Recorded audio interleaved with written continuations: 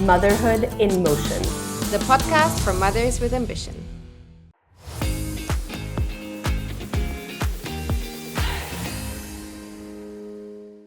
Welcome back to Motherhood in Motion. I'm Anushka Kalyanpur, co-host here of the Motherhood in Motion podcast and founder of Nannies and More.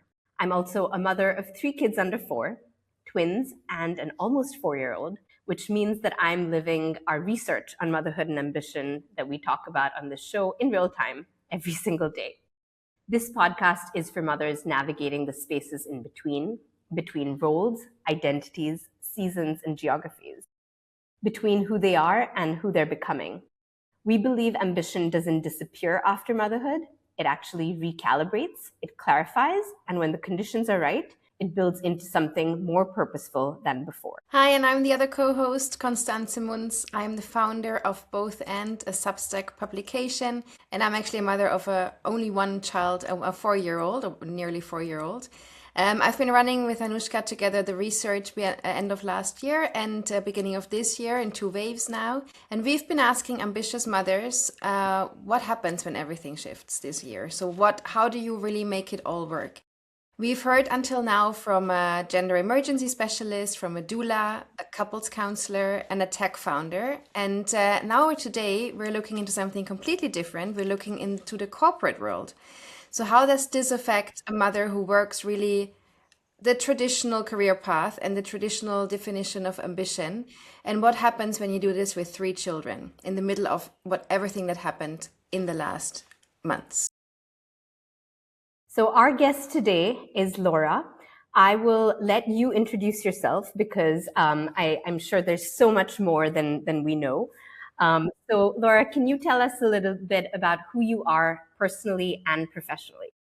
I'm the CFO of a media group. We do pay TV and also streaming. I've been with them for 9 years now. I've been in the corporate world for 22 years, I have to say, but I don't want to mention my age, so please don't ask. And I also run a very complex organization involving 3 children, aged 6, 10, and 11. So it all comes with school logistics, emotion, a lot of negotiation. So that takes a lot of my time as well. I'm married to a strategy guy who recently moved to product. So our discussion at night is basically about who has forgotten about school emails and etc. So a very full life as an introduction. That's great. That's a fantastic introduction. And Laura, Constance and I both had the pleasure of meeting you at the Crunch Summit last year. It's so clear that you are at the top of your game in the corporate world. You're sitting on boards and strategy meetings, but like you said, are also running this really complex structure of 3 children and a partner. So really excited to learn more about your journey today. And remind me, so you had your 3rd child as you were taking on a new role. Can you tell us how that spacing went with all these different roles you've had? So I had my 3rd child, Arthur, 4 days before everything shut down for COVID. And I was at the time VP Finance, if I remember. 2 days before, I was still attending a board meeting. And the CEO came to me and he said, "Look, Laura, I know you're professional, but now you have to leave. I don't want to see you anymore." And I had my, Arthur came in at that point in time. And then very early on, I went back to work. Look, at that time, it was quite easy because everybody was working from home. So all my maternity leave only lasted 2 months. But for this one, look, I had the luxury to stay home for 4 months working from home. So I did enjoy it. And then, yes, a lot of things happened since Arthur came in. I was promoted to CFO. And then that's when, everything started getting quite complicated from work-life balance, I would say. I don't like the word balance because I think it's a myth. Nobody should believe in it. But that's when all started. So to demystify the balance, how does your day look like, or how does your week look like? Is it like chunks of everything, or how do you manage it all? No, look, I came to peace with it when I start defining success week on week. When I was a new mom, I was like, okay, I have to do all this plus all this. And then if I could find some time for me, I was very fortunate. I think 4 years back, I start recalibrating all this and I start defining success, because clearly you can't do everything every day in the same way with the same energy. So some weeks are heavy at work, some weeks are heavy at home. We all know the week where you all have the sports day, the parent teacher meeting, everything comes in. And when you have 3 kids, everything happens like in 48 hours. So I define success week on week, and I do acknowledge that success is very different. It can shift overnight. And I'm very clear on expectation. I came to understand that I was very unhappy when I was not aligned with the expectation that I had. It's either because I was not setting them in the right way, and so I had wrong expectation, and so obviously the week was not going well. So every Sunday now I look at my week and I say, okay, what do I have to do this week? Where are the priority? Suzanne has to do this. I need to attend. I want to be there. I'm much more intentional about what I want to do, and I'm less, I'm no longer a slave of everybody's agenda, right? I'm putting myself at the core center of it. That's great. So this goes back to exactly what I think you've said before, the double bottom line. There is no such thing as 50-50, right? It's allowing yourself to protect what feels right to you, and even if every week looks a little bit different, that's okay. And allowing yourself not to feel guilty when things don't go perfectly according to plan. Yeah, that also goes back to the ambition. I think you had that question about how does motherhood reshape ambition. I used to think that, ambition was only about work, and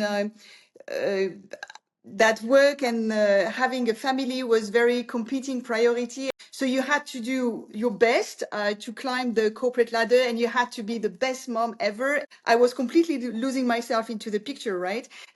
So now, and I started really thinking about it, being very, conscious about it 2 years ago. The ambition right now, it's not that I don't have ambition anymore. No, ambition does expand, by the way, I do believe, with motherhood. But the ambition right now is to not lose it, to not lose myself into all that journey, because otherwise you ended up exhausted and etc. And that's not sustainable anymore. What was the point that you reached there? So how did you get there? Did you have, I don't know, did you have a coach or a friend or anyone's discussing this with you? What was the point 2 years ago where you said, now I'm more conscious of what I actually want and how to set it up?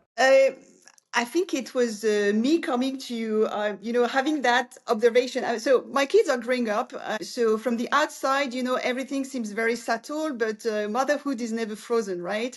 And when I looked at my kids, I remember by the way, that moment where I had my eldest, I had to drop her at the secondary school entrance exam, right? So I'm dropping her. I look at her. I go back I went back in the car. I sat there and I was like, okay, where did all these years go, right? What happened in between? And I start, being very emotional about it. I start counting how many summer I have left with her, and etc.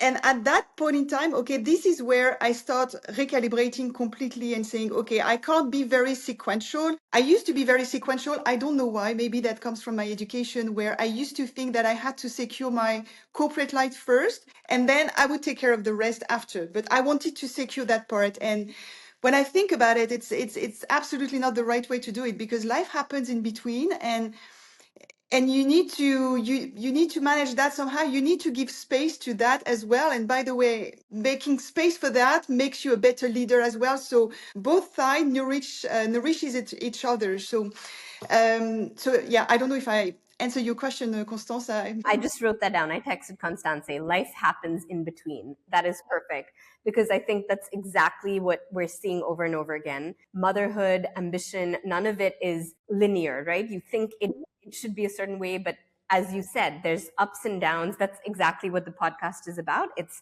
about that motion. There's upshifts, downshifts in so many different ways over time. And that might be based on your situation with your children. It might be based on your relationship with your partner. It might be moving countries for many of us here in Dubai, whatever that is. So I think that's perfectly said.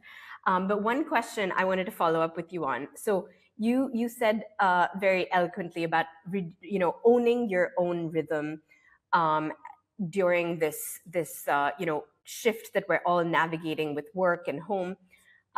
So what do you protect? You said that ensuring that you are at the center is clearly something that you are emphasizing. So what do you let go of while you are ensuring that you continue to protect who you are? So it's not that I let go of, it's just, before when I was working on my schedule for the week, I was putting kids appointment, board meeting, and etc. And then I had a tiny, piece of time for me. And that was obviously not working. I felt exhausted. I felt that, I was only jumping from one thing to another. So now the way I'm doing it is, first, I put all my workout first, okay, whether people likes it or not. I block my calendar, and my assistant, she knows that, okay, 7:30 to 8:30, this is my workout. Don't even call me or something. So this is what I do first. And that only change, makes the whole difference, because you start the day or you end up the day with only you. And I tell my kids, okay, at that point in time, I'm not available for you. I tell my team as well, so everybody knows about it. It may seem like a minor adjustment, but to me it was one of the bigger adjustment to my life, really. And when you start doing this, you start being more intentional. I realized that, for example, I was thinking, okay, next week it's the board week, so there is nothing else I can handle, there is nothing else I can accommodate. No, it's not true, right? You need to find these small spaces to not lose yourself. So it means you need to own that. Or sometimes, because I always stay late at the office, I used to stay late at the office. If my meeting with the CEO was initially scheduled at 12 or 11:30 in the morning, and then he was coming to me and he said, okay, I will see you later in the day because I know you're staying late. So I ended up staying late, but no, I didn't have to do that. One day I came in, it was a Monday, and I say, okay, it stops now. I went to him and I said, from today onwards, it's either we have that meeting at 11:30 or I won't stay late for that meeting, just so you know, unless, we have an emergency and we can always jump on a call. He looked at me and he said, yeah, okay, of course. I had pictured this like a big stuff. I was a warrior and etc. No, it was just a no-brainer. So, yeah, that was this kind of adjustment that I've made to make sure that I was prioritizing myself. And it's interesting because we've seen in our data of last year mostly that many women step out of their careers once they have children at a certain age. And then at some point they're going back either part-time or even building their own company or just into something that is more flexible in order for them to kind of make it work. Now, you made it in the corporate world with 3 kids in the last 11 years. Is there a reason why you think you made it? What was the mindset behind? What did you do differently that it was okay? So I think sadly, a lot of women, quit the work environment. They don't give up. I don't like that word because it's not about giving up, and sadly they feel that they failed the workplace after becoming a mother because they couldn't do it. But we need to understand that the workplace is just not designed for work for mom, right? When you become a mom, especially in the UAE, just because you have the logistics settled, we assume that, you know what, it is, we figure this out, you have the logistics done and etc. So we still have this expectation of you being at the office from 8 to 6. It's just not designed for us, right? So sadly, women are leaving the workplace because of this, because they feel inadequate for this, and they feel that they failed. What saved me is that I have not a huge ego, because that's not, but I'm a hustler, right? No, that would not take me down. You know what? I'm going to show them that I can manage. It doesn't mean that, I have been exhausted at some point, but I didn't want them to be a victim of that system. I didn't want that. It's on us to redesign that work environment to allow women to stay within. Why would women have to design their own system because the majority of the system is not designed for them? How come it's not designed for them? Just tell me. Because it's a male-dominated stuff and it has been designed by men for men. Okay, but let's just change that. And by the way, that makes me very conscious about, when I have a working mom, when I have a new mom, because the second child is different. You've experienced it. But when I have a new mom coming back to the office, I make sure that she's settled, that she's at peace with what she's doing, with going back to the office. I also have, a long session with all my working mom in September. In finance, September is quite busy. And, you have new schools, sometimes new bus schedule and etc. You can see the mom, the first 2 weeks, they're not there. They're not focused. And I understand that. I'm not focused either, right? Because we need that to be completely sorted out before we can start focusing on work. I think we need more of that to welcome women back in the traditional work environment. Laura, I want to dig into this deeper because this is really so key. So in our research, we saw that things like childcare infrastructure, partnership dynamics, and like you said, flexibility and support in the workplace. Those are some of the key factors that we believe is that critical scaffolding to support women in pursuing their ambition, right? So you as a senior woman leader, you are talking about how you are sort of redesigning that system internally, right? But how can we change that structurally? What do you think can and should be done, or what have you seen that actually is working? Look, that's a good question. Structurally, I don't know what we can do unless we have a minister of the women in the UAE, something at that level. Structurally, that's not something I can comment, but I do believe that as a woman, this is our responsibility when we reach the leadership to make sure that this is taken care of. For example, as soon as I became CFO, I increased the maternity leave at OSN to up to 3 months. I even increased the paternity leave, even though we know that they may not need it, right? But it's just a joke. But and when we had that, that war issue 2 months ago, there was sometimes a reluctance here to allow people to work from home. I push very, strongly to say it cannot work. You need to acknowledge that it's going to fall on mother to take care of the distance learning. So I think it's a daily discipline. And when I say daily, I'm not, over exaggerating. I think it's a daily discipline when you are a leader in a company, in an organization, to push that agenda and to make sure that it's being taken care of to the best extent possible.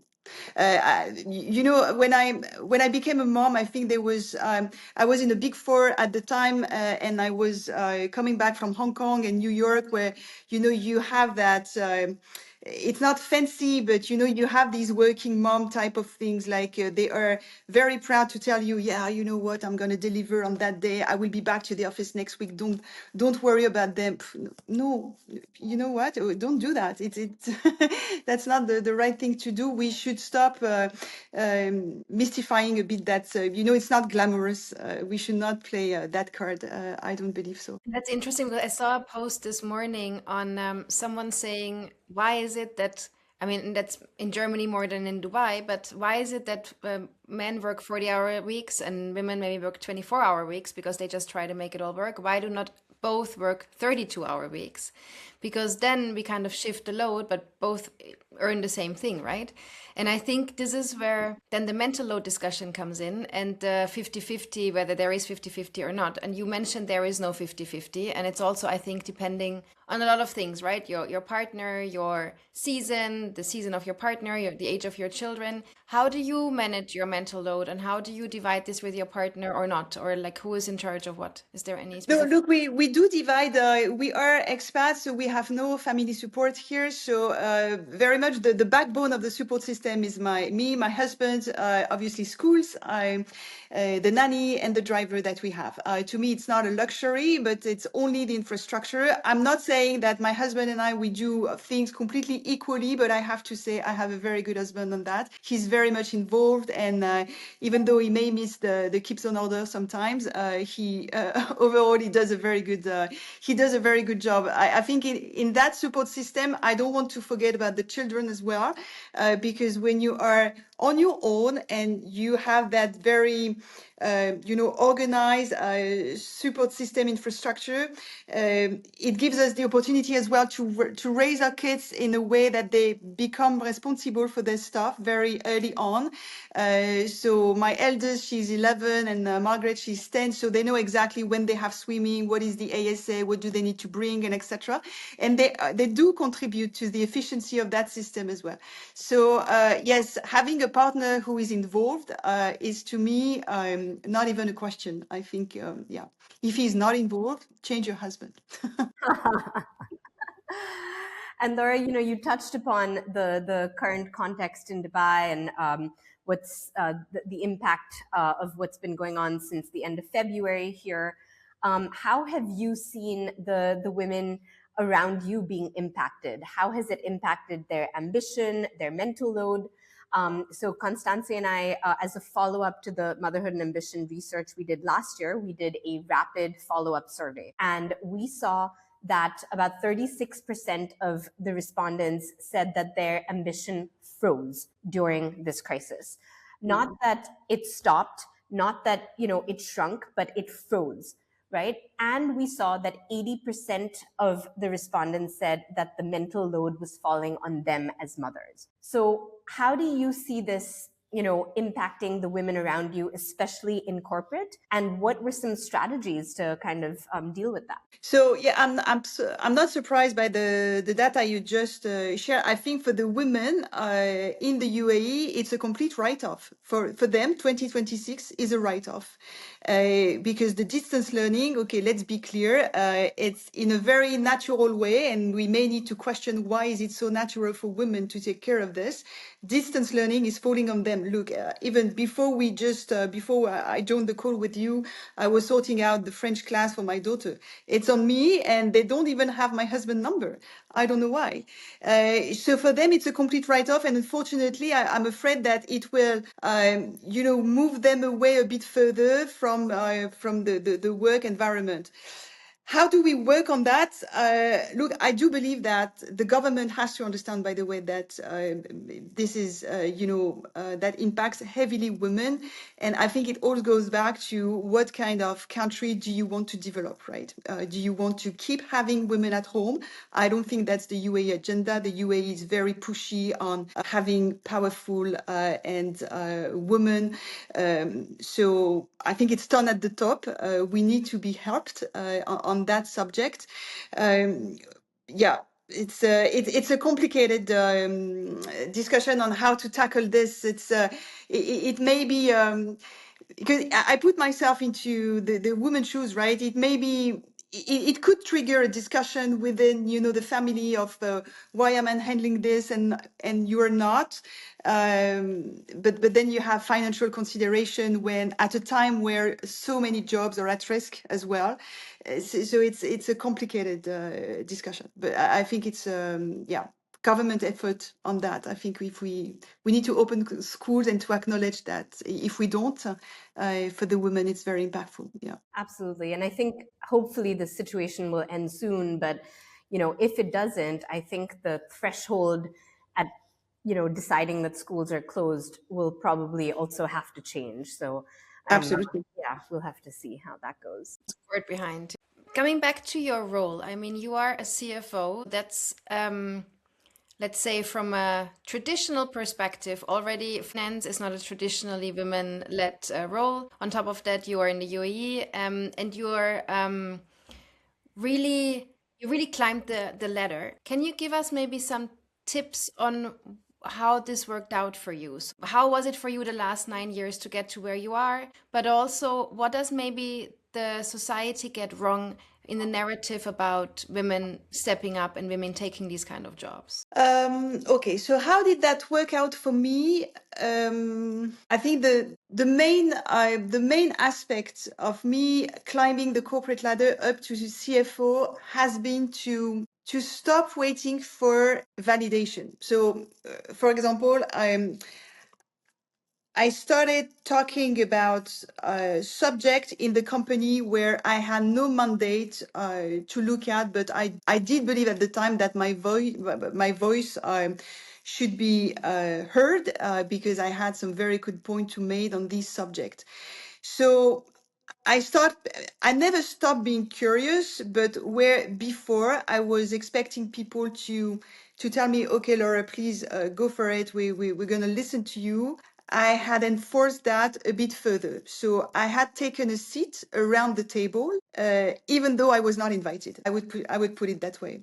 And I kept doing it because I was doing my homework, and I did believe at the time that I had some very good insight on that question. So yeah, don't wait to be invited and don't wait for external validation. I mean, women tend to, because they want to be not perfect, but they want things to, to align, in a very good way. So yeah, maybe that's not the time. Let me wait. Maybe next quarter, the kids will be older, or they will be in secondary school. I will have more time. No, there is never a good time. Okay, you go for it, and that's it. It works or it doesn't work.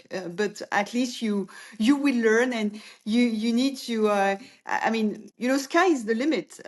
That's fine. We can do it, and if we fail, that's absolutely fine. But I used to think that okay, everything has to be properly framed and properly structured, and that's absolutely not the case. And by the way, and every time I was seeing an opportunity to grow, I was going for it. I remember my CEO once told me, "I know this is not your expertise, but do you mind looking at that subject and going back to me with what you think?" And I've done it. I mean, I didn't know anything about that subject at the time, and we didn't have AI at the time. Now, I mean, knowledge is completely disrupted anyway. So that should ease at least that part. And in a way, I stopped being shy. Going back to the male-dominated workplace, right? I think people are in the view that men can be, outspoken and very, make their point and have a statement. It's less. When women does that, it means like, she's very aggressive. She, I wouldn't want to be a husband, or I don't know. It's less accepted, but yeah, you know what? It doesn't really matter. Ouais. No, but I think linking that back to motherhood, I have 2 daughters and 1 son. And there is one thing, because my mother used to tell me, my mother, she's been a teacher for 30 years, and she was very disciplined, right? If she was not invited, she would have never gone to the table. She came from a very strict family where, in France, sometimes when you talk to your parents, you have to use a specific language and etc. So she was never, pushing the boundaries in any way. But when I became a mom and I had these 2 daughters, I want them to be strong and to believe that they can do whatever they want in their life. And this is at that point in time when they start, talking to me about, okay, what's your job? And okay, you do public speaking. So obviously it's quite basic at that time, but they were wondering, oh, okay, so you speak in front of all of these people. And I don't want them to feel restricted in any way. And I don't want them to believe that because they are surrounded by men, it means that they will have to wait for, the authorization to speak out. No. So that gave me much more, that did expand my ambition at that time. And that gave me a purpose, to be honest. There are some days where, I feel like, okay, a bit discouraged, like by all the, sometimes you have these governance dynamics and you have all these boards where it's mainly men and etc. And there are some days where you just want to drop the ball, right? And to say, okay, you know what? Let me see elsewhere if I'm in a better place. But then I think about them and I say, no, that's not the example I want to give them. Yeah. That's great. So much wisdom in there. So Laura, I think one of the things that I'm really going to take away from this conversation is don't wait for an invitation to sit at the table, right? Usually we end our chats with asking about what is one tip you would give to, in your case, a woman in the corporate setup who is looking to grow in that space. But let me change the question. We've seen a lot of women, like we've discussed, step outside the workspace or taken a pause. And maybe their ambition has been really clarified, and maybe they end up wanting to do something on their own, or they change the career direction. But what about the women who are now, after motherhood, actually looking to either enter the corporate space or rejoin the corporate space? What would you say to them? I would say to them to identify the company where you have women at the leadership level and to reach out to these women and to interact with them to the extent that you could understand. I mean, to get them to become your sponsor. Or I think women need to be at peace with the corporate world, and that door being surrounded by women that they can trust and that could inspire them could be the right way to come back to that world. Because if you join a company where, again, you face exactly the same issue, then it will be certainly the last time you come back to this. So I would care very much about who is in the leadership, to have a chat with these women ASAP before joining the company, and making sure that it does align with your value, with your condition as a mother, and that they won't ask you to choose between your career and motherhood. We do have great companies, and we do have companies enforcing that agenda, but that certainly compensation is a key matter. The scope of the work is a key point as well. But making sure that you are represented the way you want at leadership level of that company, I would strongly recommend them to be careful about that. Yeah. And to always keep in mind what you said and wait to be invited. I think that's the one push we all need on some days, to think, what can I do to be seen? What can I do to push myself somewhere in order to be at the right place at the right time? Yeah. No, absolutely. Yeah. Perfect. This has been such a rich conversation with so much wisdom. We really, really appreciate your time and insights, Laura. This is Anushka and Constance signing off on Motherhood in Motion. Thanks so much. Thank you. Thank you. Motherhood in Motion, the podcast for mothers with ambition.